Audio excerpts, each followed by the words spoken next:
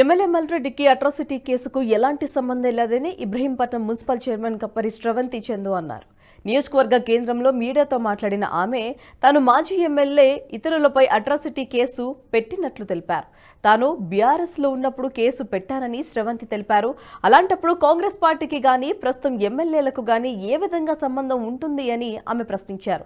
తాను ఏడాదిన్నర కింద కేసు పెట్టినా నాటి నుంచి నేటి వరకు అప్పటి ఏసీపీ కానీ తర్వాత ఇతర అధికారులు కానీ పట్టించుకోలేదన్నారు. ప్రస్తుతం ఉన్న ఏసీపీ తమ బాధను పట్టించుకొని ఎఫ్ఐఆర్ నమోదు చేశారని వెల్లడించారు. మహిళను నాకు మున్సిపల్ చైర్మన్గా విధులు నిర్వహించుకుంటుంటే దళిత అనే దాని మీదనే నాకు చిన్న చూపు చూడడం జరిగింది. నేను చేయాలన్న అభివృద్ధి కూడా చేయలేకపోతున్నా అనే అంశం మీద వీళ్ళు నన్ను ఇబ్బంది పెడుతుంటే నా వ్యక్తిగతంగా నా కుటుంబ సభ్యులతోటి కానీ నేను కానీ నా వ్యక్తిగతంగా వెళ్తుంటే ఇందులో ఇప్పుడు ప్రజెంట్ ఎమ్మెల్యేగా ఎన్నుకున్న మన గౌరవ ఎమ్మెల్యే గారు మల్రెడ్డి రంగారెడ్డి అన్నగారిని తీసుకురావడం జరుగుతుంది. ఇందులో అన్నగారికి ఏ ప్రమేయం లేదు. ఎందుకంటే నేను కేసు పెట్టిన నాటికి నేను టీఆర్ఎస్ పార్టీలో ఉన్న చైర్మన్.